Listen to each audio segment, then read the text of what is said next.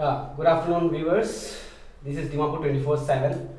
Welcome to our live talk show. And today we have gathered here to talk on a very important topic, a very sensitive topic, and then a very wrong topic, actually, I should say. This is the topic which we are going to discuss here today is not anyone's favorite. We are here to discuss about rapes, the increasing number of rapes and all these things in our country. The crimes on women, the injustice to women, the cruelty over women, and all these things. So please be with us, and then yes, please do comments and give your views. And to discuss this more, we have our great panelists here. We have Dr. Father C.P.Anto. Father is the principal of NEISSR, the Northeast Institute of Social Sciences and Research, and Father is also the director of the Peace Channel, Dimapur. And then we have Miss Lozua Kape. She is the coordinator of ChildLine. And then we have from our team, we have Mr. Swami. So welcome to the show, and then we will start the discussion. Okay. And yes, thanks to this beautiful cafe, we got this place. This place is Nagaland Art Center Cafe. Okay. It's in IMC Hall. Okay. Recently on 7th October, we inaugurated this one. Please do drop in here. We have some very good paintings and very good crafts and arts here, and then some very good hospitality here. Thank you. We'll start the show. First, I'll give time to my fellow colleague, Mr. Swami. Hello viewers. As we know that nowadays in recent times, like in India, we are facing so many criticisms and so many problems in related to this topic. And recently, we are able to witness that.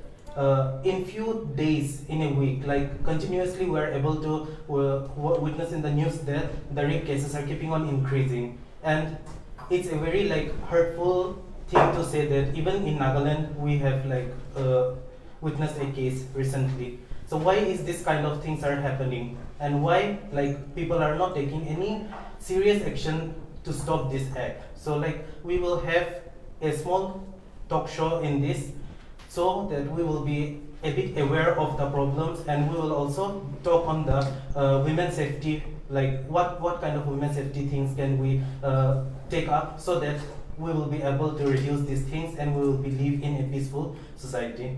So let us begin with the talk show. So as if we talk about rape, then rape doesn't come only in one category. We can divide it into a various forms of rapes. So as for now, I'm going to categorize into just three main sections. First one will be the stranger rape, and the second will be the acquaintance rape, and the third will be a marital rape. So in the stranger rape, the rape suddenly happens when we don't even know the person. He will just come over, they will kidnap the kids, children, women, and they will just take them, and the thing is like that. And in the acquaintance rape, it is kind of we just met recently that person, and we are giving our trust to them, and they are taking advantage of that, and in that few moment of time, the life is it's just over. And the third is the most hurtful thing, is the marital rape. We are marrying someone, we are giving our entire life to somebody, but still that person is taking advantage of us. In marriage, obviously there is intimacy, but still without permission, it is considered as rape. So what is the view according to you in these three sections? Yeah, Father, you can start. Yeah, for me, well, the nice question. The protection of children and women, it has become the norm of the day. It's an urgent need, and rape is rape. The non-consensus perspective, when you are getting involved or making the child or women to get involved, it is rape is rape. There is no whether different types or not. That's not the question here. The consent is not obtained. Therefore, if we intrude into somebody else's rights, it is a violation of human rights. Therefore, it is a serious concern of human rights, a violation. Therefore, why I personally feel that it is the personal attitude that we need to look into it. The perception of women and the perception that we have about children. And today in the context of Nagaland or Northeast India, it has become an issue, and it is reflected in the newspapers today. When you look at today's newspaper, the Eastern Mirror has given a very good coverage of spousal violence. That brings a kind of reflection of the society, and people are also worried and concerned, and it brings nearly 13%, 12.7% spousal women are married, spousal women are facing abuse, domestic violence. Coming to Manipur, it is nearly 53%. It is still great, and I mean, it's serious concern. But when you go, the newspaper indicates the Sikkim is the lowest, the 2%. Violence against women, violence against children, it is increasing certain extent, because the media has given a very good coverage, and the social awareness of the children and the youth has come up like past. And today, again, the child issue is being covered by Nagaland Today, another newspaper, where they bring ChildLine. The chapter of ChildLine in Nagaland covers 1,457 cases have been reported. Children who are in different sectors, who are abused in different levels. It all brings the thought pattern of the society. So the rape cannot be accepted, whether it is different types, different environment, different context. Rape is rape. It's a violation of human rights. Therefore, it cannot be accepted whatsoever. I should say we need to conscientize our people. I think Alvin Toffler, who said, the modern illiterate people are not people who are not able to read and write, but people who are not able to learn, unlearn and relearn. It's a time for all of us to start learning and learning to respect the human beings as a human person, and the due dignity has been given to the human souls, whether it is a child, a woman or a man, and that has to come into effect. Secondly, it is a time for us to unlearn certain things, traditional or certain values and principles and systems which has not empowered, helping people to enhance their life, to lead upright and happy, joyful, peaceful life. We need to relearn. So it's a time to unlearn certain things, and at the same time we need to relearn the values and principles that enhances human life. Therefore, I say rape is rape. We can never promote any type or any contest. Yeah. Therefore, yeah. I think, supplementing to what our Father Anto has said, when in my working experience with women and children in the last 10 years, I've noticed that, we have strangers, who have rapes and women like that, but those are very few. Very few. The maximum is people that you are very close with, people that you trust the most. It could be your father, it could be your brother, it could be your close friend, it could be your boyfriend. Like the cases that we have taken up so far, we have realized that, most of them are acquainted, rape. And not denying the fact that we also have marital, rape. But those things don't come out in the paper because these are something, it's between husband and wife, which we don't want to talk about it. In spite of being a victim, they don't want to talk about it. So, statistically, if we have to look, I think we can see that this, acquaintance rape is the highest comparing to, the other rapes that we have. Yeah. So, So, in relation to the previous question, there are some cases in which we can mention it as a date rape. Like the people, they used to go on a date, and date, it doesn't mean that they have to be physical, but still in some cases the youngsters, they fall in love and they used to go out for some lunch or dinner, but at the same time one of the person they used to get some evil thought and it end up in rape. And in most of the cases it is said that the alcohol consumption or some such kind of things are high, so that due to that alcohol consumption they happen to do such act. So what do you think, is the alcohol consumption the main reason for such kind of date rapes, or is the person already having such kind of thoughts which like implemented at that particular point of time? So like I think this question is fitting for Lozua because she Yeah. has been for dating, and I will compliment her. Yeah, I've been dating. Yeah. Jokes apart, Yeah. coming to our questions. See, that rep, I think it is very, very high. But normally we don't want to bring this up because see, in the context of Nagaland, we don't talk about rap, we don't talk about sexual health education. Even if I go to schools and then I talk about vagina, people are going to look at me, as if this is something, it just shoot up out of nowhere. Because the education of sexual health is never been given out. Even, as we are in class 9, 10, we have a subject, in science where we talk about, but those, even our teachers, the teachers who know so much, yet they skip all those things. So in the schools, we don't talk about sexual health education. At home, we don't talk about it. So for them, as we grew up, we realized that, okay, when you go on a date, when you're in a relationship, sex is everything. Yes. And, with that intention, the expectation is really high that, okay, if I go on a date with my girlfriend, okay, I'll have to land up somewhere, and then I know I want to test.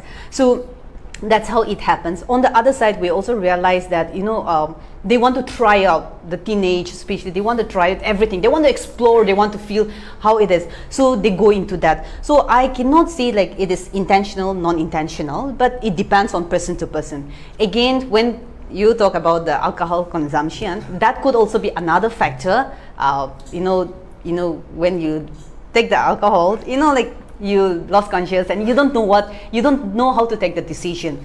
So that is where it also push. But I should say like we cannot just entirely blame on the alcohol, but I think that brought up our education system, or maybe our brought up itself at home is something that actually push, or that could be the trigger, like for this kind of date rape and all. Yeah, I'll go in line with the Lozua.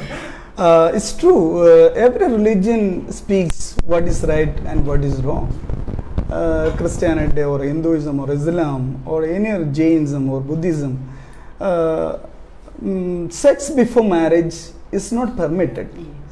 Though we may go for dating, there are 100 ways to love your fiancé, your girlfriend or boyfriend, and sex is not the last and the final expression of love. We should teach the children, the teenagers or youth, the different ways that they can express this deep love. Love is something amazing. The more you give, the more you receive. And this cannot be controlled or kept with the self, but it has to be shared. But the major concern here, the religious level, when you look at it, no religion permits sex before marriage. And therefore it has to be maintained. That has to be this kind of awareness, this kind of conscientization has to be done to the parents, father, mother, and parents and children. That the relationship has to be built up, and the parents should teach the children. I know in abroad and so on, the children are taught. When I was in abroad, the parents teaching the children what is all about sex education and this attraction, and you are going to fall into this, but you need to be cautious. And children are made aware of it, and therefore children are also conscious, and children will take care of that aspect very well, and they keep that space for their boyfriend and their girlfriend. They start to respect, they started to really love sincerely. If they don't consider other person as an object, and this is what we lack today in our society. This continuous education of sex or life related. And the second aspect, whether you are intoxicated with the drugs or alcohol, whether you are moved emotionally, that doesn't mean you can break the right of the other person. The rights of the person is to be dignified, and it is the normal law of nature. You can't intrude into other person's life, and without consensus, without permission, we have no right to intrude into other person's life. If I had taken a bike from one of my friends one day, doesn't mean that I can take the bike every day without his permission. Simple as that. We need to conscientize and create a kind of awareness on this particular issue, so that the next generation, the present generation, will be aware of it, and they will be groomed into be gentlemen and ladies the days to come. Yeah. I have another question for both of you. As we say that rapists, they cannot put the blame on anyone else. That because of him I raped, he instigated me, she instigated me. No. But do you both think that think and believe that a child's upbringing and the parents teaching, the parents what they are giving the children, is it very important to stop these rapes and to encourage these rapes? Like what kind of education they are getting from home? What is your view on that, both of you? It's a very important question. I think the parents have to be a friend to the child.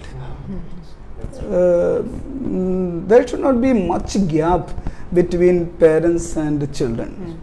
If there is a gap, the children will not feel comfortable to approach dad and mom and ask a lot of questions that they are facing. Children are innocent, they are vulnerable, they are simple, and there is no malice in them. And they are also, they need to be protected, they are dependent.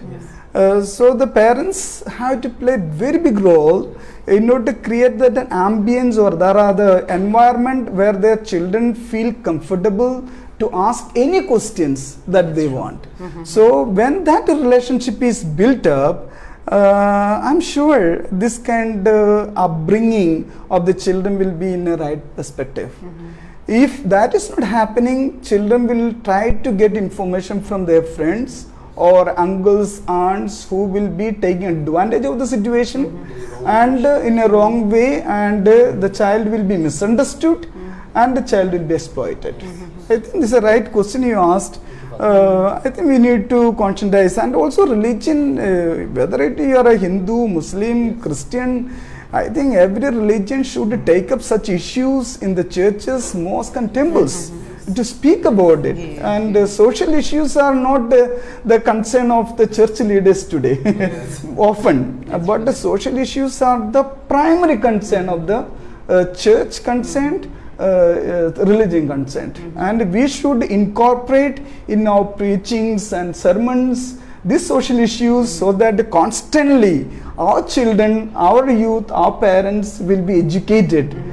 Even though they are sometimes illiterate in this aspect, the pastor, the reverends, the sadhus, the pujaris can play, mullahs can play a vital role in educating the parents and also children to come up in a right perspective. Yeah, thank you. Yeah, I think I agree with Father. Education, when we talk about upbringing, education should start with even the parents as well, because there are sometimes when children come to the parents saying that my teacher have done this or this person have touched my private part, parents don't know how to react, and that is when the children stop trusting their parents. So education has to start with the parents, and then not forgetting the children. And then when we talk about children, the families have to start. But what our parents do is, like, normally, when you're teaching a young girl, they'll teach about hair, head, they'll talk about ear, nose, mouth, this part is gone, and then leg, knee, and then it goes on. So we miss out the main part. But when we really have to look in, these are also parts that God has created. And then just as our eyes, I think the vagina has to be thought about, the anus has to speak about, the penis has to be talked about.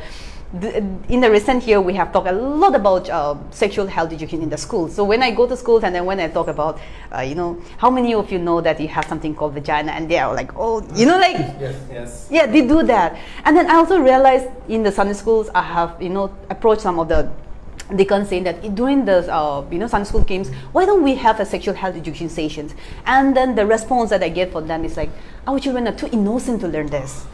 But when I went to class 7 in a very reputed school here in Dimapur itself during my sessions on sexual health education, what they say is like, how many of you know, rape and sexual abuse column there? The answer that everyone. Yeah. See, they didn't say I, but they said everyone. That means class 7 students are aware of sexual health. Yeah, rape, they talk about, molestation, they talk about, touching their private parts. So they know that So when the children knows, if we don't teach them, if we don't guide them, then they will learn from somewhere else, and that may not be helpful for the child. So I think we as an adult, we have to talk about it everywhere. It could be in the families, as father have said, it could be in the schools, in the religious institute, everywhere. If we start talking about it, then I think the children will be more clear.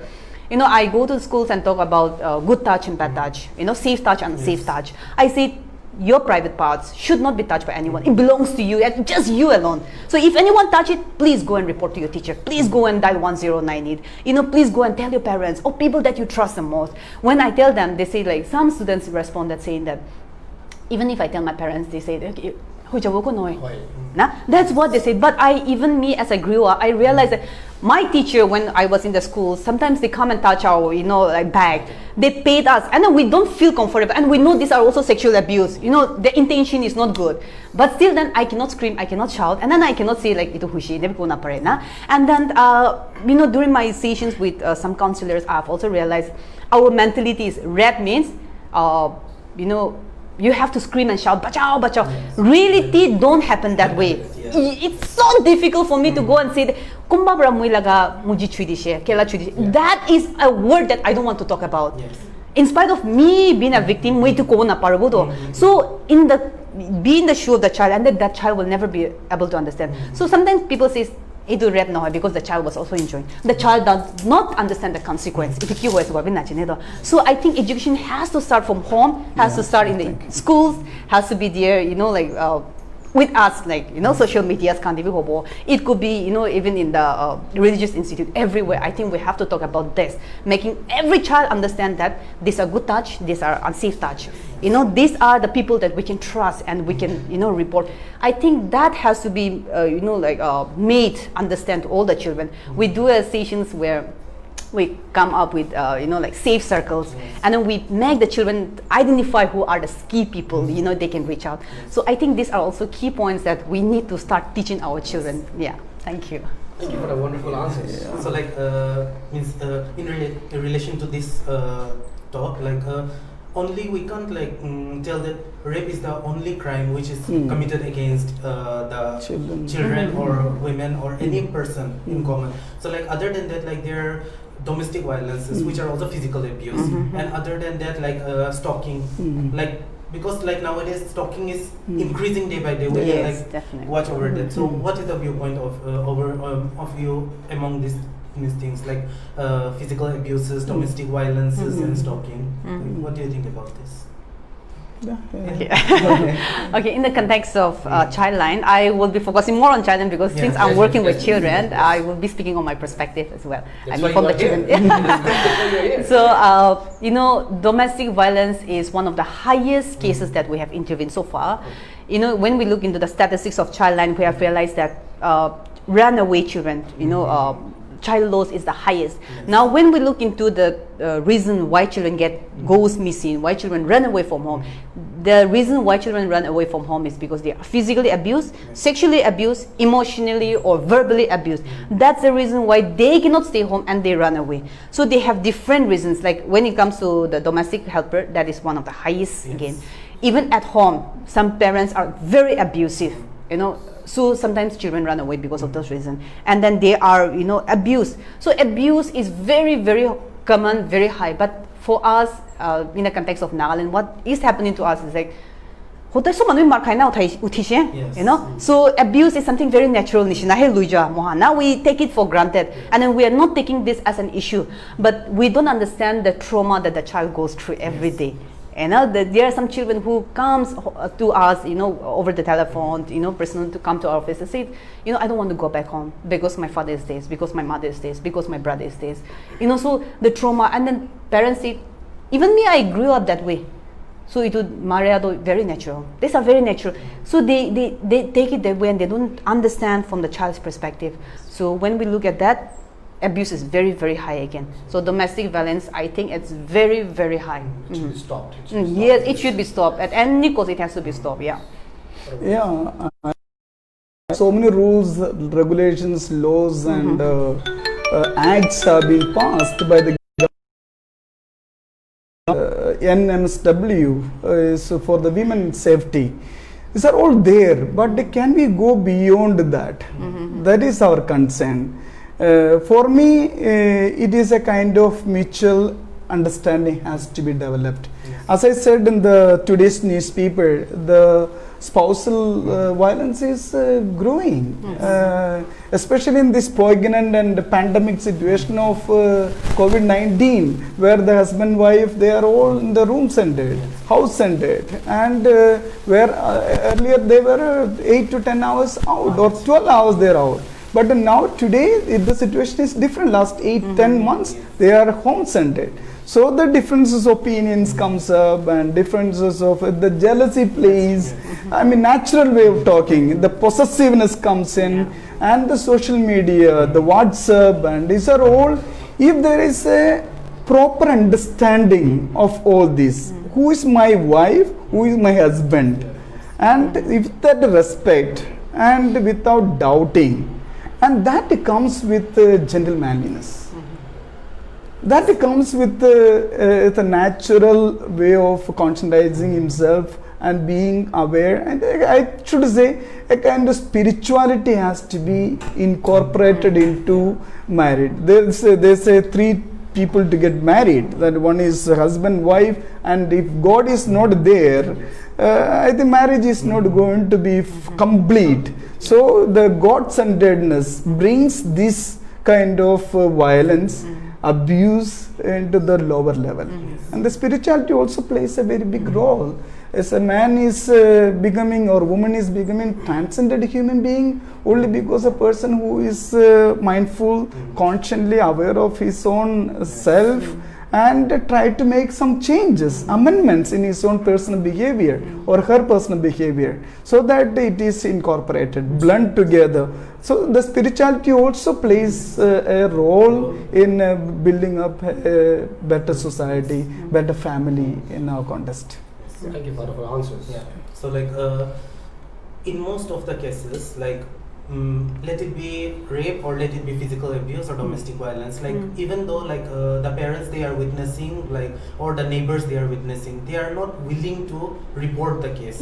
Like in most of the case they used to be like what will be our like pride of the family, like khandanla namdo ki hui jabo. That thing stops them to do that. Or even if the neighbor are witnessing the thing, then they will be like, it's their family problem, what shall we do? So like according to me, like I think although it's like somebody else's family's problem, but like if you are witnessing that somebody is getting hurt, then you should stand for them. Yeah, at least like if you can't go and register like complain against them, but still you can like arrange a colony meeting, or you can like complain in your own council, so that like this thing will not repeat again. But still these things are not happening, and it is like keeping on increasing. So what is your viewpoint in this? I like this question in the context. I am looking at Nagaland. I have been here for last 30 years. A fish eye view who has been here for last 30 years, and a kind of bird's eye view who has come from outside, and I think there is a little confusion here. Multiple functioning of laws. Multiple laws. I don't know whether there is how people are confused with what should be followed. There is a customary law in action, 371 in action, 371A in action. Other one is the constitutional provisions. Whether these 3 angles, when you look at it, whether how people are confused what to follow the right moment. As a result, the victim is not given justice often. And why this, I was just reflecting when you asked this question, people are in dilemma. What should be used in the right? I don't know. That is what I observe as a social worker, as a principal or as a teacher of a social work institute. I always reflect why the women are not given that power in the society. I mean political or decision making process. If that is customary law is understood very well, everybody will take action based on the customary law. If the constitution law is given priority, and we should act. Now with regard to this recent rape in Kacharigon, many people objected, many people expressed their condolences. express their grievances, and at the same time there will be a set of group of people, organization will be silently handling the situation. Because they don't know what to do with it, whether we need to follow customary or that's what I am presuming. That's why we get the two types of opinions in the society here. That need to be looked into. What certain things need to be handled in a customary manner, it should be very clear and should be dealt in that way. And with regard to the civil court, the civil court, we need to deal in a stringent manner. Anybody in that case, whether he a father or mother or a son or daughter, if one has done something wrong, he should be punished. We should have that openness. Whether he is my khandan, my tribe, my clan, that's not an issue. Maybe my son, my daughter, my husband, my wife, my father, my mother. If she or he has done something wrong, this is punishment, and the society has to be conscientized in this level, so that when the person is punished with the punitive or non-punitive, he or she is able to accept it, and society will not feel bad about it. But here we are trying to dodge it. When it is applicable for customary law, we apply there. When we are expected to apply to the civil code, we will apply there. I mean, that confuses the general public. But as a social worker, as an observant, I feel that it is happening here. Yeah, I think I also agree with Father. Just as I have mentioned, like we have the customary, and being a Naga, I respect the customary law, no doubt. But there are sometimes when we look into the customary law, we have realized that the victims, justice is not actually delivered. What we do is they are excommunicated from the town, the colony, the village.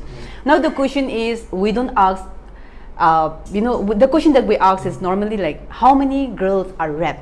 We don't ask how many men have raped how many girls. The question of man don't arise there. So now maybe today I rape from this colony, tomorrow I'm excommunicated, I go to another village or another colony. There I do the same thing again. Then we have to look into how many men have actually raped how many girls. If we all look into this, I think then even we will be able to realize, okay, excommunicating is not the solution. But this is what we have been practicing, and the best solution will be, given the, let the law take its own course of action, supporting the police, supporting, I think that should be the attitude. But we people, I want to be the boss, I'm the president of this, I'm the, so everyone become the boss here, and then we don't have someone who will be able to take the right decision. So sometimes even the law, they are forced to give up, or sometimes even the law are not able to take the right decision because of all the pull and push factors, that is actually coming. So, but in the recent, this 2020, I think the law have taken up two very interesting things. I mean, this is the third one. The first one is here in the year 2014, there was a case, and then death penalty. Death penalty was pronounced. So see, that's a very good thing. And then we also realized recently in the Mont district, like 10 years. So see, these are very good things that are coming up. So the thing is, we need to support the law system, and if we support, the law will be able to take the right decision. And I think that is what we need to do. Now we talk about confidentiality, condemnations. The union comes, everyone keep condemning. Did it actually help the victim in any way?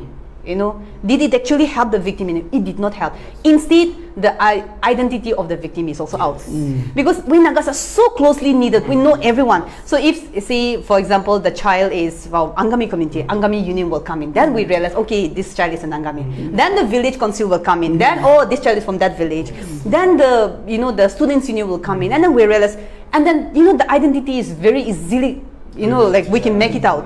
So this is actually not helping the victim in any way. Maybe we can pressure, and then like somehow it works in other way. But when it looks in the context, or the from the perspective of the victim, it did not help the victim anyway. Instead, we all come together, we support the victim, making her realize, or making that victim realize that it is not your fault. Situation happened, and we are there to help you, we are there to support you. I think that should be the attitude. The second one is even in the context of the accused again. It's an individual thing. But what happened is ki manu ase, Yeah. ki bosti ase, ki jad ase, kunna bacha ase. It is not the community, it is not the village, or it is not the like the family that have done. The crime was committed by that very individual. Nobody triggered or nobody pushed. So it has to be the individual responsibilities. But what happened is that family hold no, we do that, but I think that is totally wrong. And then that accused has to be punished, but family need a lot of concern because the crime itself has shamed the family. So I think we need to support so that in the future these don't happen again. And then crime to crime, I say let's condemn, and then itu crucial. I think that would have itu his solution. Yeah. Very wonderfully answered. Yeah. Before we move ahead, we have many more things to discuss. Just telling you that the comments are coming very good. Many people are saying, well said, Miss, well said, Father, and all these things. They know you, they are followers. For those who have tuned in just now, we are Dimapur 24/7, and then we are having a live talk show. We have Father Dr.C.P.Anto, he is the director of Peace Channel, and then we have Miss Lozua Kape, she is the coordinator of ChildLine. Until now, we discussed about all these things, rapes and why it's happening. Very important points came out. Miss said that when rape happens, the rapist, we should not see it as any community or any like family or village or anything. Rapist is rapist. That's it. He should be booked, punished, and all. On the same thing, yes, in Nagaland, 1-2 cases comes. But yes, I must say that I am from Nagaland, and we are blessed that at least rest of the India, unlike rest of the India, in Nagaland, mostly rapes don't happen. And if 1-2 happens, let's keep our mentality clean that no, zero cases. We demand, we request, we plead that in future, in coming years, we never hear that Nagaland ekta bhi rape hua nahi. Like this. We'll move on with our topic. Please do comments, and sir will put the next question. So the victims, like when they go for reporting the cases, so they are being traumatized. They are like psychologically like tortured. We can say that, like, which they are not willing to answer, or like by listening to that questions, like they feel so insecure that they are not willing to reply, and they just like close the case over there and they just move out. So like what according to you should be done so that the psychological thing should not be affected, and at the same time to get the justice which he or she like are asking for, like. When this happened a couple of years back, some rape has happened in Dimapur and the child was killed. Then the NGOs in Dimapur came together, headed by Prodigal Som Illa. She said we should stand for justice of these innocent children. And thus we formed the Nagaland Alliance for Child and Women Rights. That organization, now it is nearly 25-30 organizations. Their voice heard by the people. Yes. The justice cannot come a normal way these days. We need to have organizations, these innocent, vulnerable, dependent sections of society, whether it is a child or a woman or a poor, marginalized. The voice, the organization, the churches, and the upright thinking people, the voice for this voiceless people. And I should say, if you don't transform, there's a Simon Rowe, I think, a beautiful idea that if the pain and hurt which is not transformed is transferred. Yes. If the child is not given sufficient space for him or for her to get healed through maybe trauma healing exercises or a counseling or a friendly talk with people, and maybe taking a therapeutic approach if the hurt is too strong in her or in him, and if you don't take initiative to transform this hurt, the child will transfer this one the days to come. So we will become another set of rapists coming in and exploiters coming in. and the victimizers and victims coming in. And therefore, this is the right time that schools should look into establishing a counseling center. Churches need to look into establishing counseling center. Reverends should be trained, teachers should be trained to observe what is happening in the classrooms. So we need to take a very strong and practical step. It's an issue, a concern of the society. Therefore, the one way or other will be healed of their hurt, and they will in an upright, happy. Children are supposed to enjoy. Children are supposed to be joyful, peaceful, and always play the fool. But it is not happening in a society. So much of restriction, so much of violence culture, and that shouldn't be the ambience for the children to grow. Society should be child friendly. That's what I want to say. Family should be child friendly. Church should be child friendly. School should be child friendly. I was in Europe. Some of the schools, children long to get into the school. Yes. Because the school has become so entertaining center, a learning center. So I should say we should make a special effort to create a child-friendly institutions, child-friendly families. We should take effort to create this. Yeah. So we are having a good discussion on all these things. It's okay. It's okay. We can. Yeah. Yeah, like the victims, like they are traumatized. Yes.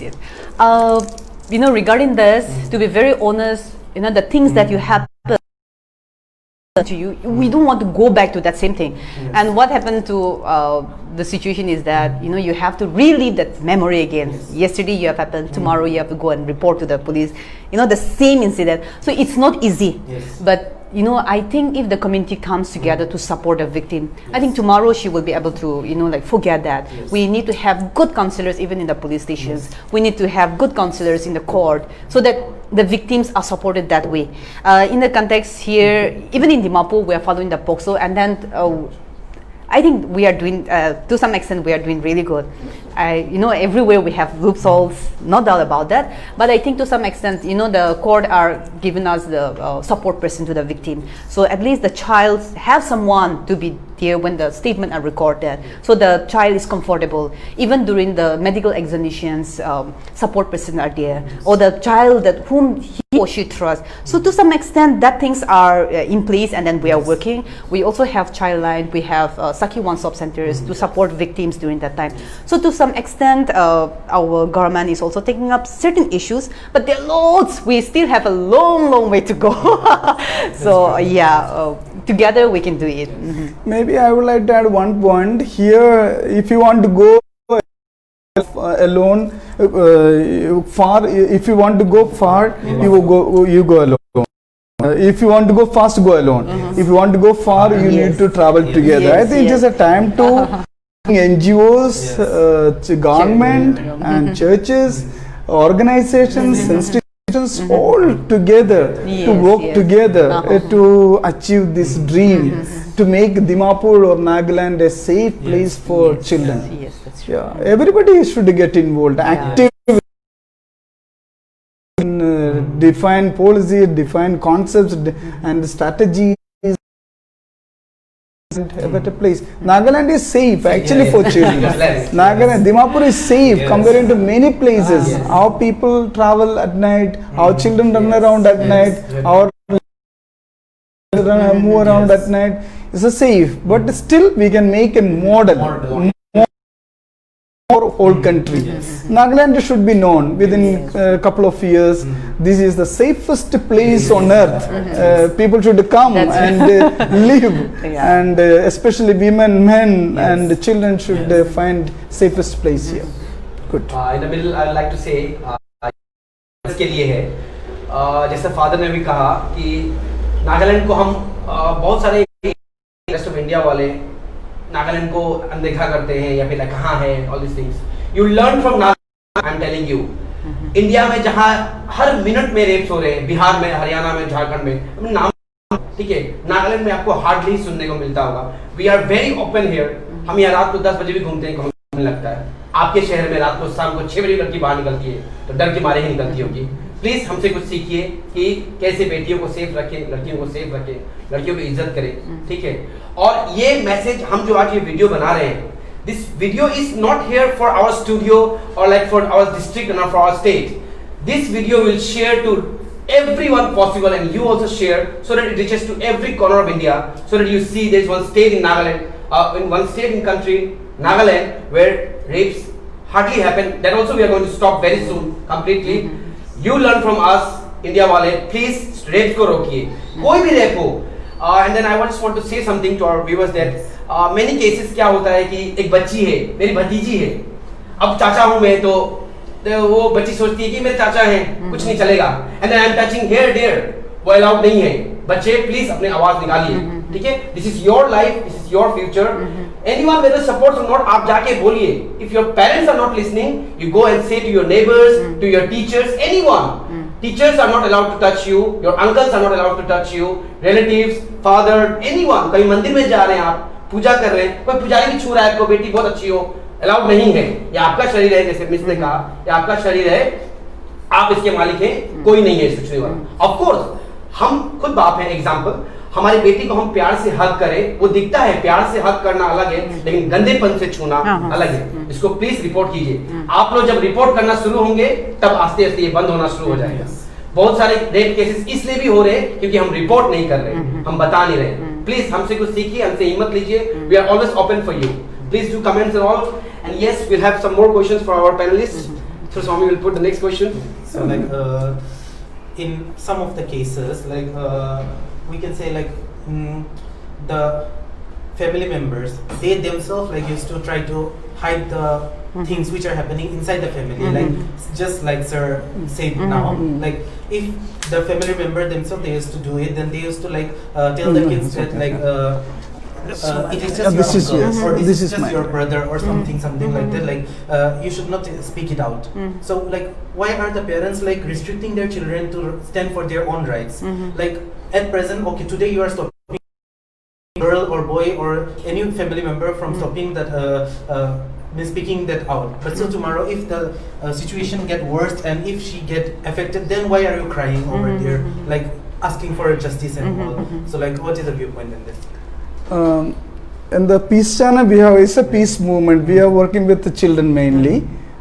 We have trained children, nearly 1.5 lakhs children in Nagaland, Northeast India. There is a segment called Call for Peace. Children in distress, children in difficult situation, children who are wrongly touched. That is what. So immediately the child cry for help. And if the child is hearing a noise from the neighborhood, the women, wife or a girl or a woman is being victim of domestic violence, the child hears, immediately the child intervenes in the family and disturb the family environment, ask for a cup of water or ask for some help. We call it a call for peace in all these environment situations, in order to alleviate or rather in order to disturb that particular moment, so that murder can be avoided, rape can be avoided, the violation of human rights can be avoided, abuse of women can be avoided. That is that we have launched the peace movement called Peace Channel, has launched last year. Put into practice in all the schools wherever we are operating. Here we found the children also tried to show themselves. If they are not very happy to be touched, they also will come to the, maybe as you said, pujaris or pastors or reverends, they come like this. So they learn to defend oneself, himself or herself, so that they are avoiding that abuse. We need to take that precautionary level too, so that the justice will be meted out. I'll be adding value to it. Yeah, Sir, Father have already said, but I just wanted to add 2 points here. The first one is, as per the POCSO, Protection of Children from Sexual Offence Act, it says that mandatory reporting. You as a concerned citizen, or you as someone who knows that this has actually happened, and if you did not report, there's also a punishment. Yes. And also, we have to know that anytime, anywhere, it could be anywhere, you have to report. Now, the thing is, why people don't report is because we're so close. We are neighbors, or maybe it has to do with my family, so we don't want to report. Now, when you don't report, there is a punishment, and I think we need to stand up. Truth is truth. This is wrong, right is right. If we know how to stand it that way, then I think we will be able to, go forward with a mandatory reporting. That is one. The second one is, children, if you have no one who is supporting you, you still have 1098. You can dial 1098. It's 24/7, toll free. You can dial from any network, and ChildLine will be there to help you. The difference with ChildLine helpline and other helpline is that we reach out. We don't just listen, and then we just give you suggestions. We reach out to you. We will be there to help you no matter what. So dial 1098, or if you are not comfortable with dialing 1098, you can still drop to our office. Our office is just opposite Fire Brigade. So the moment you reach Birmingham Fire Brigade, it's just opposite to that. You can drop it anytime we are available. We will be there to help you. So this is one thing I want to convey the message to everyone. As a concerned citizen, as an adult, if you know that children are being sexually abused, please report, because it is mandatory. One is dial 1098. If you don't want to reveal your identity, we still so it's not mandatory that you have to give your identity. We will not ask for you. We will make sure that it's confidential, and we take up the case. So that is what I want to say today. Yeah, thank you. So one more thing, the difference between the Westerns and the Indian culture is that the Westerns, they used to wear short dresses, and in India, maximum of time, we used to cover from the top till the head to toe. We can say that We are forced to cover. Yeah, we are forced to cover. Yeah, so we can use that term also. But still, in the difference is that even in Goa, there is a beach, where the Indians are not allowed in India. Goa is in India, but still the Indians are not allowed in that beach, because the foreigners, they used to wear the swimsuit and they used to take sunbath, and the Indians, they used to just stare at them like they are staring at some food, or I can't express that word. So a hungry monkey. So now we can't blame that the dress is one of the reasons why the females are getting raped or something, because what does a 3-year-old girl wear? She will just wear a huggies and a frock. What can, if a person says that the dress instinct me or tempted me to go to her, but still, the 3-year-old daughter, what did she dress that they are so much attracted to her? This is one point. So and what kind of measures or steps can a woman take to prevent rape? Before it happens also, there will be some few minutes or few days that she will be knowing that somebody is stalking her, or a few minutes somebody is following her. So what kind of measures she can take forward to prevent the rape? I would like to say, when a man sees a woman alone, that is the best time to prove himself. There he should say himself, she needs protection. She needs safety. She needs to be guided. And that should be an opportunity for that man to show his manliness, gentle manliness, rather than taking an exploitative attitude and think that person is an object. For an opportunity to fulfill his own needs. In this context, I should say dress code, it's a comfort of the person who is wearing it. But at the same time, certain places, certain dress code is maintained. That everybody, whether it is man or woman, I think we need to follow it up.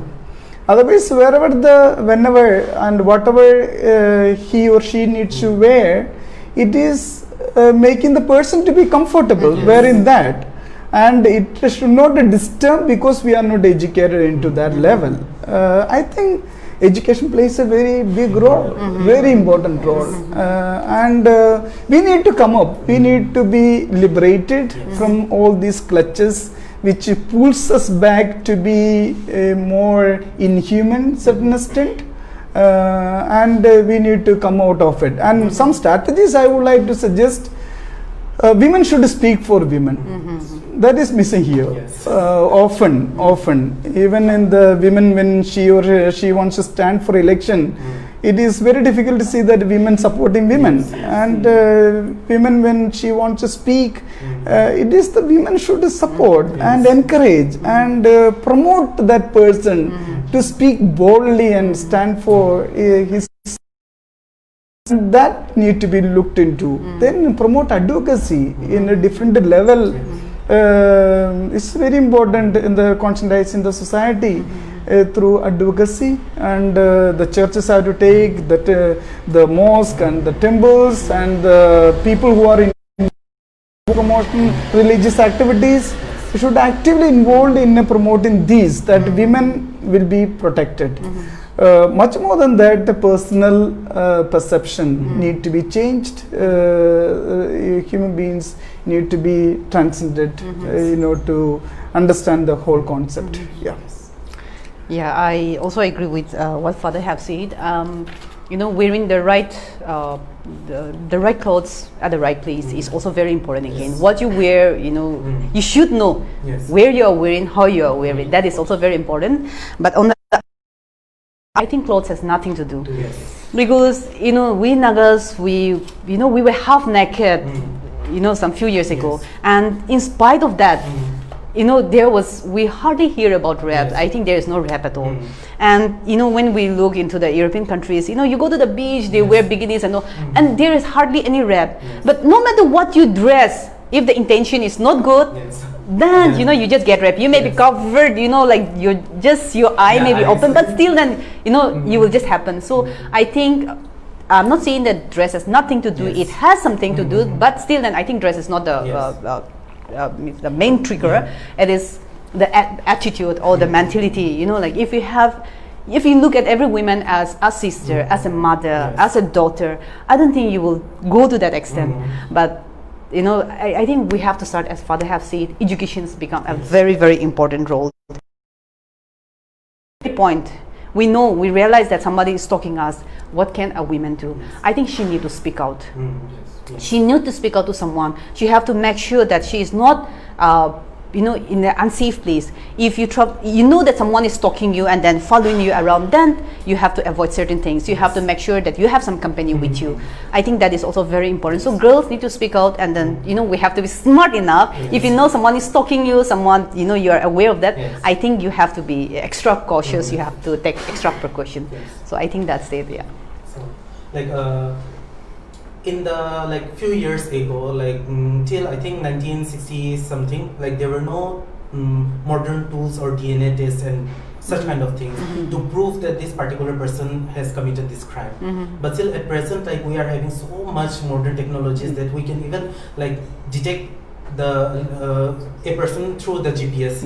If a person is in America, we can track him from India itself. Such kind of things are there. So can we dig the old cases, so-called cold cases, from the history, and can we prove that this particular incident happened and this particular person is the criminal and this particular person needs to get the justice? Can we use the modern tools and we can prove these cases? What is the view according to you?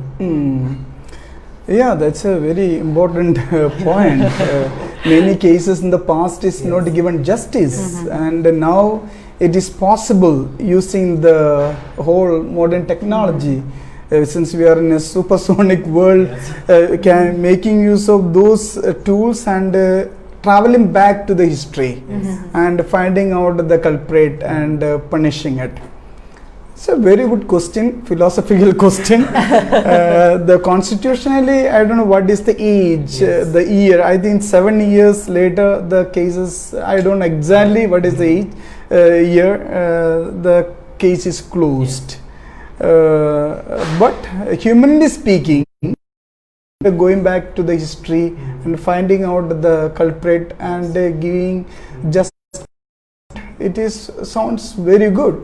And I think we have no laws and the rules that principle. I think we should look into it in the days to come. I'll be very happy to see that happening, and even the old people, old cases have been traced and given justice. If there is a possibility, why not? We should open to because that. like although the cases are closed, but still the materials which they got from the crime scene, that will be still preserved. Correct.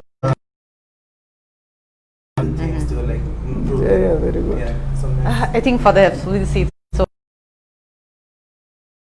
So Before we move ahead, we have our own questions also, but our supporters, our viewers, they have some questions. One question is from Catholic KHC. The question is to you, Miss. Is Dimapur really safe? Like both of you, what's going on inside the four walls of our home? You need to say that what's going on inside of. And on that, I will just say that. That's why I say that yes, inside the four walls. Report outside. When you will report outside, then only we will come to know, and then anyone will work on that, right? And as the question goes, is Dimapur really safe? He wants an answer. Okay. I think that is a very interesting question, and that actually happened in the year 2013, I guess, when the NEISSR came into. They started with the theme is Dimapur safe, you know, and the conclusions that came up during that thing was Dimapur is actually not safe. So that is the conclusion that came in, and then you know that NEISSR was born, and then they started raising these issues. I think you know when we look, we cannot say we don't have sexual abuse, we don't have cases. We have so many cases. ChildLine Dimapur itself have taken up more than almost 2,000 cases. Dimapur itself have taken up that much cases, but these are just reported cases again. Yes. The maximum of them don't go report. I mean, they don't even report. People don't even bother. So there are lots of hidden cases. So you know, regarding to that question, I cannot even say like Dimapur is safe. It's just that we are not reporting, and then that's one reason why it is all hidden. But to some extent, comparing to other states, okay, we are so much better off. But if we have to look in our own context, I don't think we are also very safe again. Yeah. That's why that's why all these missions are being, we are working on that. We are having these shows and there's lots of strict punishments, and then yes, here I would like to say that as some few days back one rape case was reported from Kachari Gaon, but lauders to our Nagaland police and everyone. I think the culprit is behind the bars and everything. Yes, I think we take a very strict action, a very quick action, and then that's why if the more cases are reported, the more actions will be taken, and then definitely Dimapur will become. I think we'll clap for Dimapur Police, please. Thank you, sir. Thank you, Dimapur Police, because you all are working, so we all are safe. Okay, our lives, our safety is in your hands. You are job. You know, 24/7 salutes all of you. Okay. One more question is again for you, Miss, as it's from ChildLine's question. This question comes from Lothong Loli Yang Odi. She's asking. Is she or he? Is it okay for children to talk to strangers as they are not aware who they are? But some strangers may be good also, and they are trying to be friendly with children or loving the children, or some trying to take the advantage also. So what is your view on that? Okay, I will not say that it's not safe talking to strangers, because we need to mingle with people, get to know it. But you know, as a parents, as a concerned citizen, we should teach our children the boundary. You know, you talk to a stranger, you say hi, hello, you know, you get to know. I think that should be the limit. But you know, going visiting them, you know, allowing them to come and visit you to some certain, I think that should be a no, because we don't know how safe that person is. But you know, talking to strangers, I should not say we should not allow it, because when the more we talk with strangers, the more we learn, the more we broaden our ideas, you know. So I'm not going to say it's we should not allow it, but our parents or we as a concerned citizen, adult, should teach our children the boundary lines, you know, not allowing them to go visit them in a, you know, restaurants. I mean, in a, you know, alone. Alone. It should not be allowed. So those things have to be taught. Otherwise, talking with strangers should be okay. So taking that point from Miss, and then if I put it to you, Father, there are, let's see, every stranger is bad. We don't say that. That's it.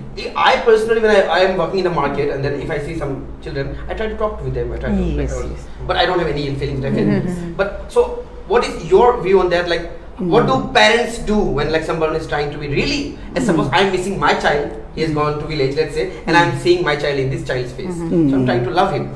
So what do you suggest to parents? Like, see, when the restaurant experience, the child is with the parents, and the child is trying to interact with the person who is sitting just other side.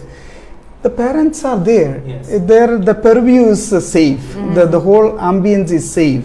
Therefore, talking to a stranger, it is nothing wrong, and it is also socialization of the skill of socialization is enhanced. It is not education. The child has to grow in a holistic level, emotive, psychomotor, and even cognitive level. And the child has to develop this socialization skill. In that way, giving that space, safe space, allowing the child to go and talk to the stranger, it is nothing wrong. Child gets out of that that individual thinking into the other-centered thinking. So it is nothing to be restricted. Make sure that the parents are there, and Depends on the safety place of the and children. Yes. And say the stranger is also can take advantage of the situation. Such situation, the parents should be on lookout. I'll proudly say this. We have one question from Odisha. Okay, Ma'am Namita Sahu. I know her personally. I worked under her. She was my school's principal in Odisha. She has sent a question from there all the way from Odisha to you, Miss. That how can we be more child friendly? Like as you said, we have to be child friendly and all these things. How can we be more child friendly? She don't know, like she wants. Okay, there is no specific, rules or like method to be child friendly. It depends on your the gesture that you show to a child. Your attitude, your approach, and making the child feel safe. Now, how do you make the child feel safe? Trying to be there when the child needs you the most. Especially when you are in a group. Trying to show. And as I see, like. We have no specific method, but most of the care. And when I say care, sometimes just patting them on the back, not going to the extent where the child is uncomfortable, but showing, touch is also one thing that actually make the child feel, safe. Yeah, and that is also one good gestures that we can show to a child. So that is also one thing. The other thing is, trying to give a space to the child. So that the child speaks out, you listen to the child. Giving the child to participate and speak, the concerns. I think that can also be a very good way to show that you are child friendly and the child feels safe. So right now I think that is coming to my heart. I would like to add one point here. To make the child friendly, love the child.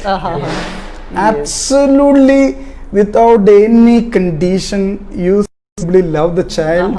Child will fall back to you. The child tomorrow will come and tell you, ma'am, I like your sari so much. I like your hairstyle. I like your perfume. I like your sandal.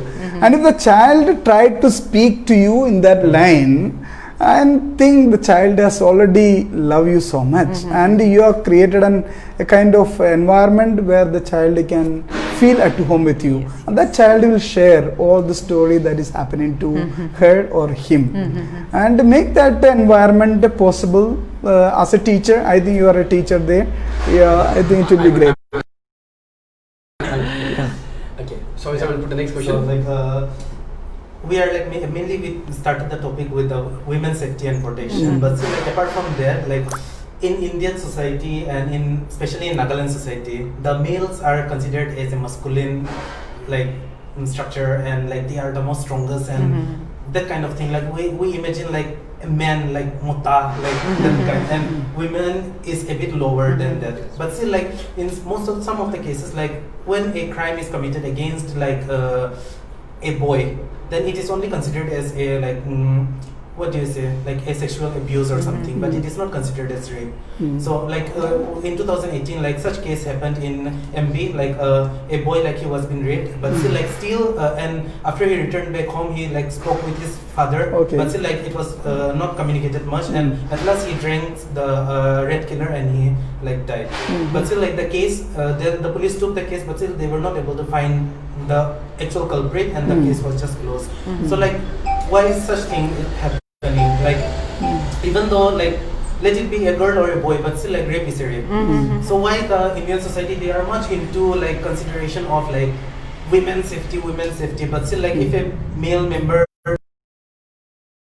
any banner for justice for such person or something, and still like And at child present, boys yeah, are being and molested. still like at present also, even though like so many incidents happens, why the parents and the society, they are only like taking that mota se and they are just like trying to make them a masculine thing and just like suppressing the female category. Like, what is your view on this? Okay, I think I'll take this.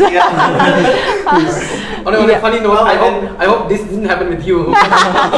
And like and one of the like according to one of the survey, like most of the rape cases now it used to happen from like the child it happens, but still like the main age is like 12 to 14 years. In that category, like the child they know the thing, but still they hesitate to speak it out. So like that is the main age where this the cases are maximum. So like what according to you?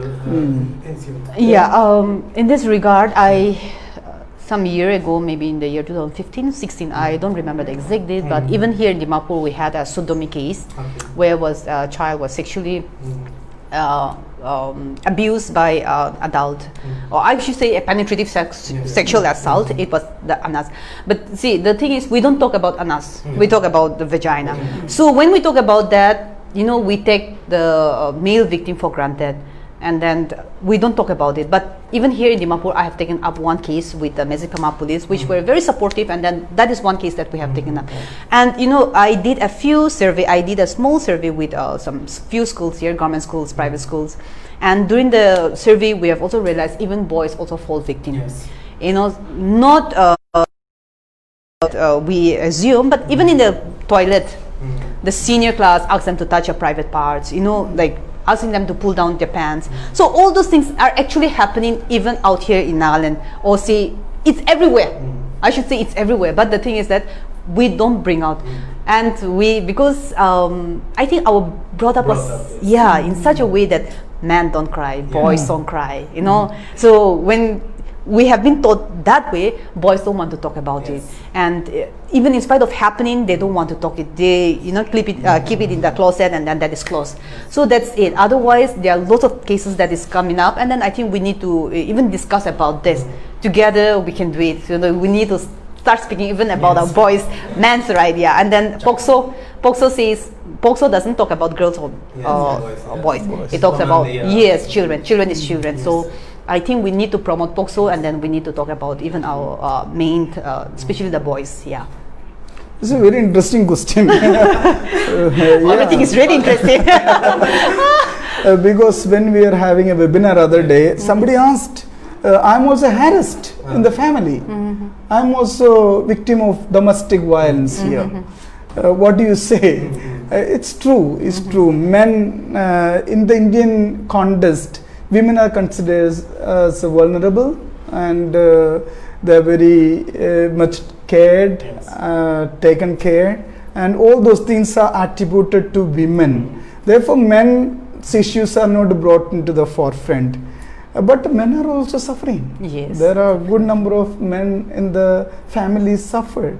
The same level of sometimes women can harass them, but it is not spoken. Maybe the cultural level. I remember when the food is supplied, if the chicken is prepared, the first piece of the leg of the chicken is given to the son. Or the women, ladies share the rest of the part of the chicken, and that kind of attitude, the cultural transformation should take place, where equality is entertained, equity is promoted, and where that is gender sensitization, lot of education. Again, I think if you want to build a society which is healthy and transparent and really authentic, education plays a big role. And as Dionysus, the Greek philosopher, said, during the daytime he used to run around with a lantern in his hand and show the face of the people. People are thinking this man is mad, but this Greek philosopher was looking for a honest man in Athens. Is there any honest man in Athens? That is the whole identity that Dionysus was trying to prove. Today what we need, the honest not idealistic, sincere gentlemen and ladies taking initiative to transform the society where the families and the communities and all the institutions place to live in. You can taking effort, developing policies to defend the violations and making our society a better place to live in the days to come. Thank you so much for the wonderful answers. We are really having a good time. And then the comments are showing that you have lots of followers. Your people are saying. Thank you, Father. Thank you. We have one question from Mr. Sanjay Thapa. He is also a teacher. He asked that, okay, it's a very good question. Like the instructions about like how to maintain a child's safety and all these things. But a child himself or herself, he or she knows that what is the intention of the person who are approaching them. For example, I am approaching a child. The child, how will she or he knows that I am a good man or bad? Any signs, any resemblance about that? See, it differs from person to person, but when it comes to identifying a person of sexual abuse, we have some, we don't see that is the actual method that our abuser follows, but there are some patterns that we teach our children. The first one is, if the abuser, normally what they do is they keep track of when the child goes to school, what time does the child come back, what is the time that the child goes for tuitions and all. And if that's the one method that normally, keeping track the type of people that they are involved. So that is one thing. Normally abuser follows that. The second one is, now after identifying all those things, the timing, the friends that he or she has, then the abuser will start to become more friendly, and then when the child when the person becomes very friendly, the child will start sharing his or her deepest secret, all the secrets. No secret is safe and the confidence level is brought to that level, then the abuser will start blackmailing the child. If you don't obey, if you don't follow my instruction, this is what I'm going to do, this is what so now the child is forced to listen to that the person, and that is how the abuse starts. So this is the tactics, the method that we teach our children, making sure that started to become very close with you. And the other thing is, the stranger will start to buy more gifts.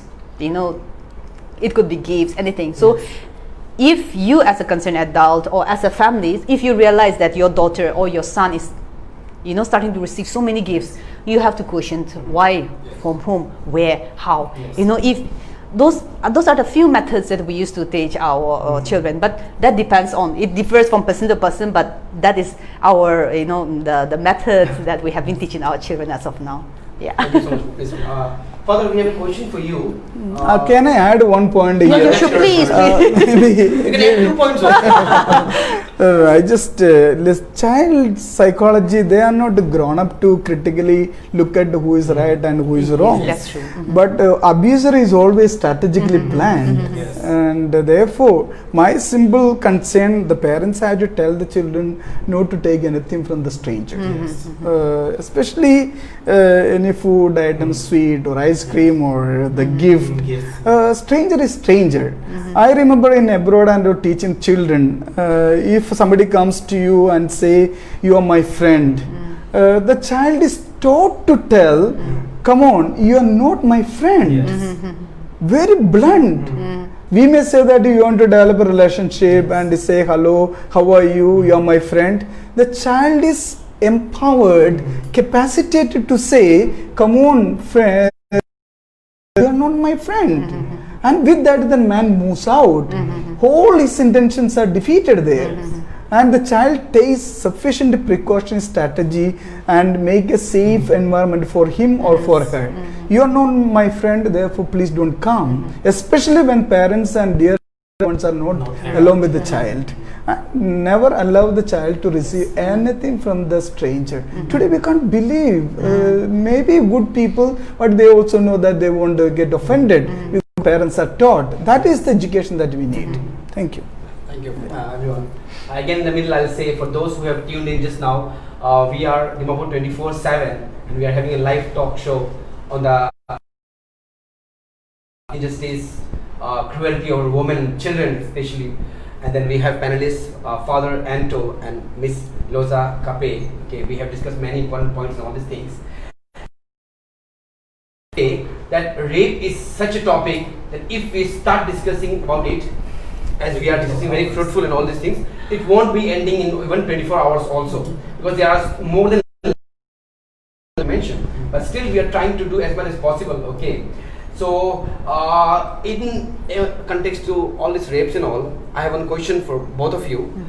What happens mostly, like rape happens, and then when the rapist is caught, he will be a juvenile, he's still underage, and then just because of his age, he's not booked under that actual criminal laws and the others criminal activities.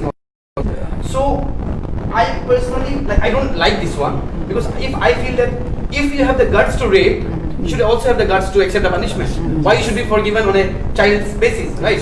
So what is your view on that, Father? And then I'll come to you. It's a very important question, and it is a debated question today in the society. The POCSO speaks about 18 years. Whereas there are number of other laws, factory law, labor law, all those things, they bring down the age of the person. It brings to 15, and some cases it is 14. Indian constitution itself, different acts have been passed. But a person who was raped, what is the punishment should be? The person is not set free here. In the Indian constitution also punishes the person. Juvenile delinquent is taken in a different environment to receive the punishment, and the person is brought it into the environment. He is he is educated.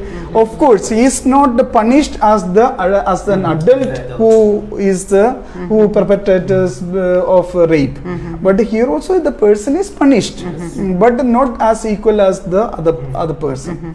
Yeah, but here in the anybody who was anybody who was committed a crime, he deserves a punishment, and the constitution provides that punitive, to rectify his conscience. Yeah, thank you. Yeah, as Father have said, this is a very debatable issues, and but from a child perspective, working with children, I felt like we consider children below 18 years as children because they don't know the consequence. They don't understand. In that very moment they do things, but they don't understand what will happen next. So that's the reason why we consider them as children. And now when we put children, the JJX says 16 years and above, if they have committed an heinous crime, then they are also they can also be booked under IPC. It's nothing different, but the JJ Act protects those children, and they are also the observation home. Then later they are sent to even in the observation home, they are trained so that they understand. To that extent, it's counseling. They can go back to the society one day and become a finer person, a better person. So that is it. As Father said, it's not there. We have not sent them free, but they are also taught in such a way. And it differs from case to case. But heinous crimes, normally they are also booked. Yeah. Thank you for the beautiful answers. Next, I'd like to put, as Father, they both are working with such a department with women and children. They have been specific with them, so they will be knowing better. And I would also like to say to my viewers and to everyone who is concerned here, it's hands. We know that we are not lawmakers, we are not Indian judiciary system, or we are not advocates, we are not police. But still, if we have to give our own views as to freedom of speech, if I put the question is that as to stop rape, what punishment do you suggest as per you, Father? Oh, what punishment? Father is a very peace-loving man. You will be suffering with this question. Yeah, the punishment, it can be, punitive and non-punitive. The seriousness of the grievance, the seriousness committed. whatever may be the reason, if I had done punishment, and we should happily accept that. That is the way we should. If my friend has committed, he deserves it. We should not, because it is, we are not looking at my friend and me, we are looking at the generation that is to come. And the people need to be educated. And any situation that we are, or when we are committed a crime, we should educate ourselves. I personally feel the transformation should happen from self. I committed, I deserve the punishment. Should endure it joyfully, and that should be a model in the days to come. And it should be the case with our own family people, our own tribe, our own clan, and we should be the change that we wish to see tomorrow in the society. Thank you. So nice. Yeah. Same question. Okay, I think that is very complicated. Normally because I'm very, like a short-tempered person, so like I would, just go and slap that person. We need persons like you. Coming back to that thing. See, the law is already in place where there are certain punishment. Even if we send a person to the jail is supposed to be a reformation center for them. So I think we have to strengthen the reformation center in such a way that maybe for 10 years, it may be for 5 years, the penalty could be according to what the law has decided. But once the person comes out, it could be anyone. When the person comes out from the reformation center, he should be a new person. He should be a better person. So I cannot say like that should be done, but for how many years it is, as per the law, that they deserve to get it. But reformation center should be such a place where they come back transformed person. So answers. Next we'll have questions. Do you have any questions, sir? Yeah, means I think the replies which you gave, like it is very good, but still like I think the person is sent behind the bar, but still like if it depends on the person's mentality and psychology, because like if he is like doesn't take it as a punishment and take it as a more revenge position, then it will be creating a more harm. That is true. Yes. That is true. Yes. So that is, and I'm totally against capital punishment. Yes. Capital punishment is the highest punishment. But still, over here, like the particular person will be like that. This is like the victim, like she or he has to like go through the same pain.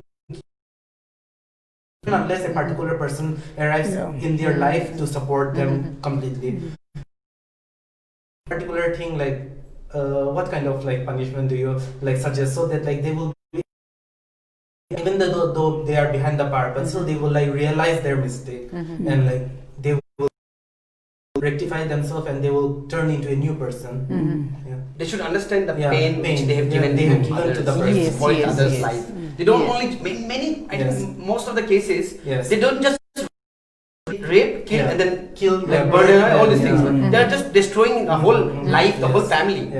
Like, I'll just give an example. I'll take a name with huge respect. Dr. Priyanka Reddy of Hyderabad was like a very young, talented girl. She was an upcoming doctor. January and then she was the main of her family. How brutally she was raped, tortured, killed, burned, everything. So we give a credit to Hyderabad police also that the actions what were given, the Hyderabad police were showered with flowers and all. They took them for a review situation, the crime situation, and then we came early morning. We got a news that all of them were trying to run away and then they were shot. Good. We don't know the reality whether they were really trying to run away or they were being encountered because that human rights wala they come up and all these things. But whatever happened, whole India salutes you. And after that, Hyderabad is having lots of peace. They are at higher degree of peace and all these things. So what we mean to say that also put some kind of punishments where the one who is planning to think, okay, I'm planning to, that girl looks they should have a calculation in their Some people are like this. Should we do this thing or not? Some people are like this. They see the girl, okay, this girl looks hot. Let me approach her. If he approaches that girl, the girl says no, then okay, let me rape her. Let me satisfy myself. Because he knows that there is no strict punishment. More than 10 years they were enjoying the jail facilities and all these things. So we Don't worry, we are not putting you in anything. We just want to know, what do you suggest as capital punishment will you give? Yeah, let me put this. Begin. Lady, you Be the begin. lady I of- will wait. I'll wait. It's a very interesting thing. Some Yeah. year ago, even me, when I hear like capital punishment is not the solution, I keep seeing. I think private parts should be one solution. That's what I keep thinking. But as I started working, as I the situations even of the criminals, the criminals born as criminals. Yes. They are not born in that way. They are pushed into doing that because of factors. It's not that. I'm not totally blaming the criminals as well. So I think they deserve a second chance to realize, and then in order to realize that, I think the jail, they also have counselors, but they are not professionals. So I think the government should come up with such a way that they should involve more professional counselors. The same process, that healing process, because I'm very sure even if I the crime, I don't think I'll be very happy all the time. Yes. There must be some disturbance inside. So I think we need to have professional counselors who can actually make them realize. So we cannot totally blame, because in most of the children who have come, we go into that, when we do the case study, there is always a push factors. Yes. Some boy who has actually raped his stepsister. Now I had a long session, I had a good discussion with him. Then I realized it was the stepmother. Oh. He was treated in such a way that Triggered. he couldn't do anything. He does this, he gets scolded. For this, every silly reason he's beaten up. Now, he got to such a point that the thing she could think of was his stepsister. Yes. And then now, if I have to look into that context, I don't think I can the offenders. Totally. It was some things, there is something I was brought up, it could be that actually pushed the trigger or triggered the person to do that. So our brought up also matters a lot. So even criminals, I think they go through that same process, and that's why the law has come in such a way that even the criminals, they have a right. Yes. So I'll raise my case there. Let me ask another question to you. See, in the Middle East, we have got a severe punishment. People instantly, once they found the person is criminal, the high degree of punishment, capital punishment. But does crime rate has come down? No. Nirbhaya case.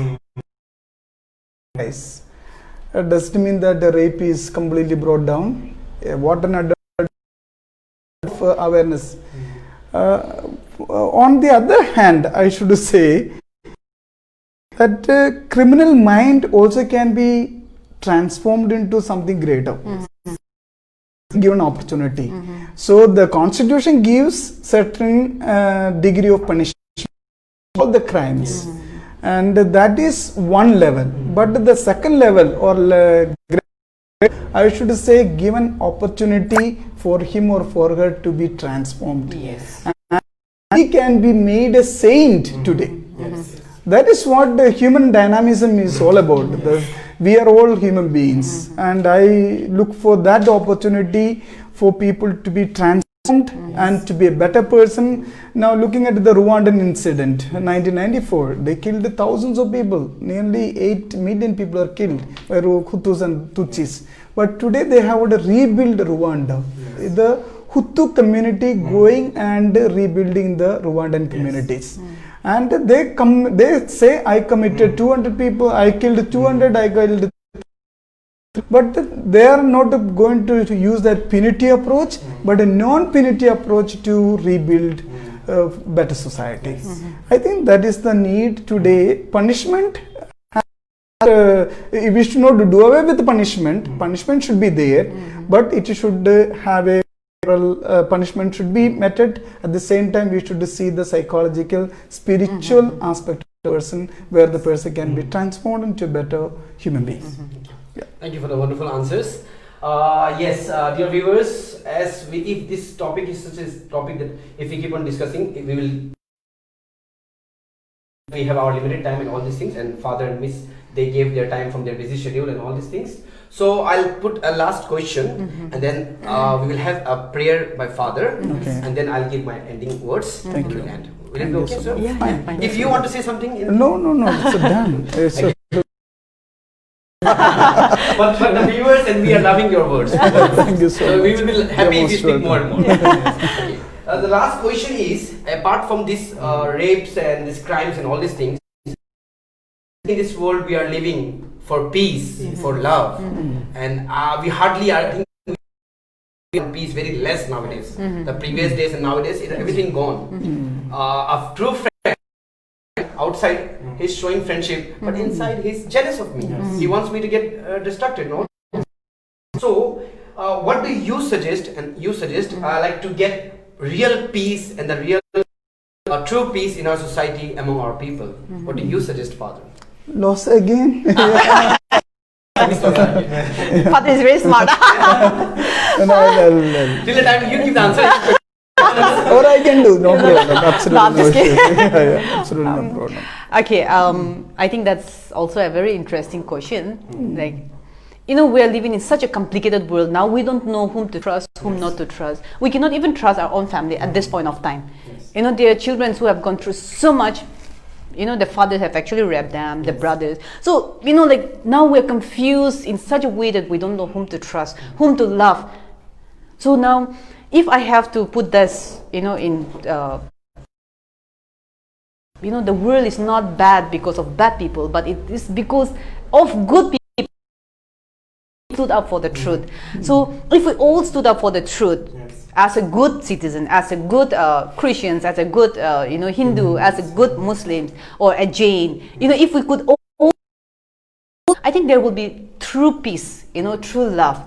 But the problem is because we like always have the good side of ourselves, and that's why we do our part as a good citizen. So if we could all stand together, come together and stand for the truth, I think there should be real peace, there should be real love among our community. Yeah.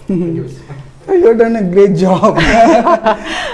For me, really a big question, but at the same time, in a multicultural, multi-religious society of Nagaland, Northeastern in India, what I should say, we should consider it as a one family. Vasudhaiva Kudumbakam. We should, there is, everyone is a brother and sister to this family. And once this understanding is enhanced, and the real love, real appreciation, real concern for each other, and the biggest problem that we face in the society is lack of love, not anything else. That gap can be leveled when we understand, when being a Christian, I should become a Hindu in his thinking, in your thinking. A Hindu should think in the perspective of a Christian. So that mutual understanding of different perspective, it can be one of the solutions where we are able to live joyfully and happily. I think Martin Luther Jr. said once, if you want to have a real peace in the world, we need to transcend ourselves from our own tribe, our own region, our own class, our own religion, and should take a greater identity. Micro identity we should keep, but at the same time moving from this, I am Naga, I am Northeastern, I am Indian, I am a Angami, I am a Lotha, whatever may be, I am a Keralite. We should move. The time has come. We should keep this identity with ourselves, but there is a greater micro identities left. That is human identity, to be human being. And that is what this Vasudhaiva Kudumbakam speak about. Everyone is a human being. Everyone is a brother and sister, and there is only one God. And our life should be God-centered too. That is the message I want to say. Spiritual-centered, God-centered, in order to make our life, others' life more peaceful, happy in this modern pandemic, poignant and precarious situation that we are in to COVID-19. So wish you all the best. Thank you, Yeah, thank you. 24/7 for creating this ambience to discuss and we look forward in the days to come many more things. Yes. And salute to all the management and the interviewers.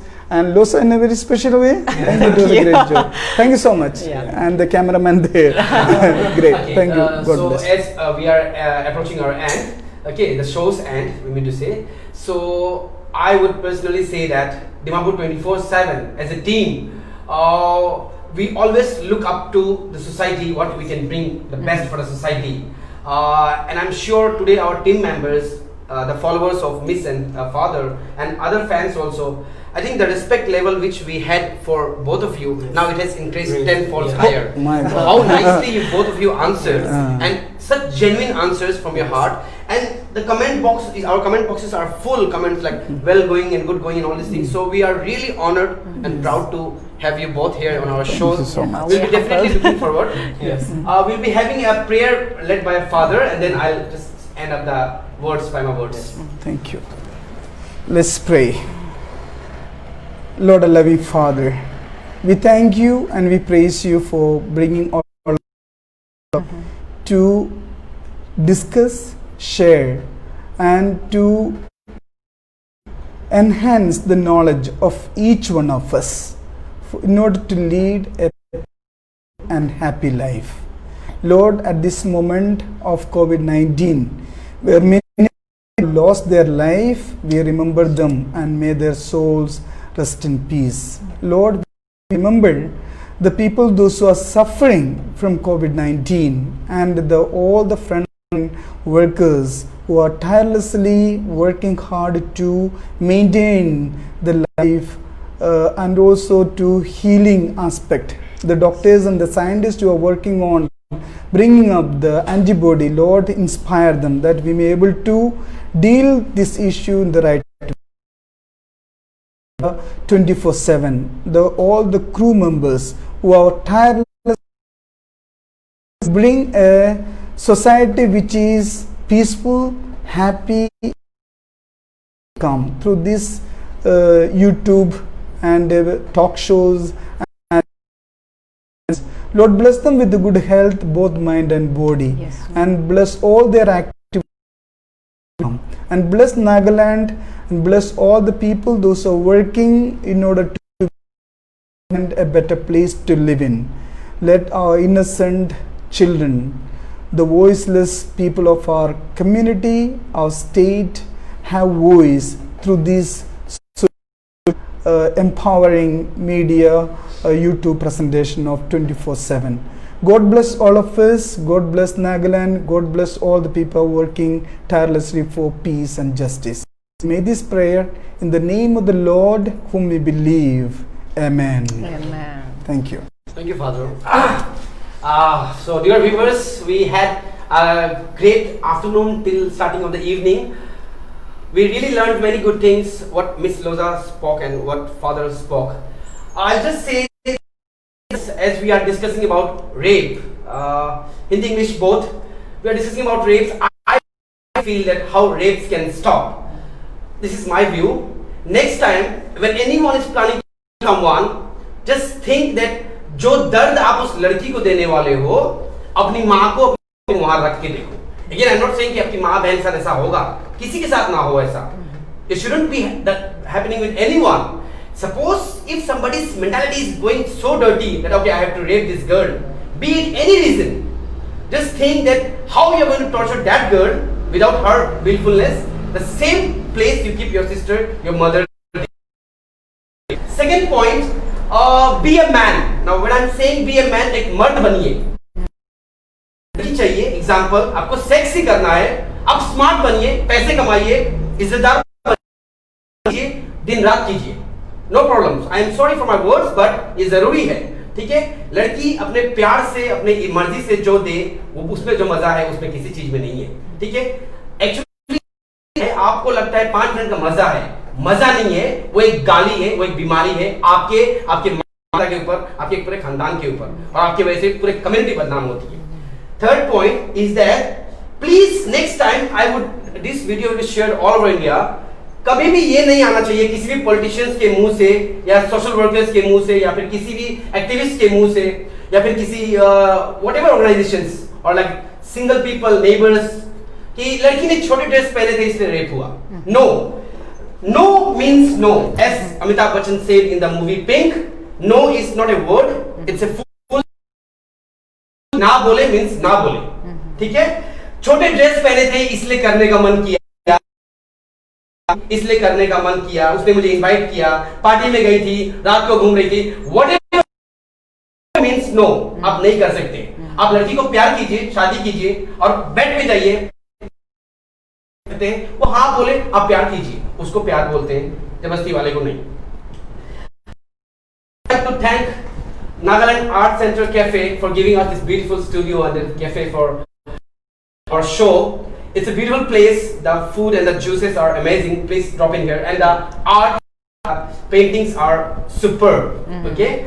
To our viewers and to all the fans who were commenting, thank you so much. It's because you are there, so we are here. Please do keep supporting us. We will be back soon with exciting topics, exciting panelists, and we are always ready to serve humanity and the people. Thank you so much.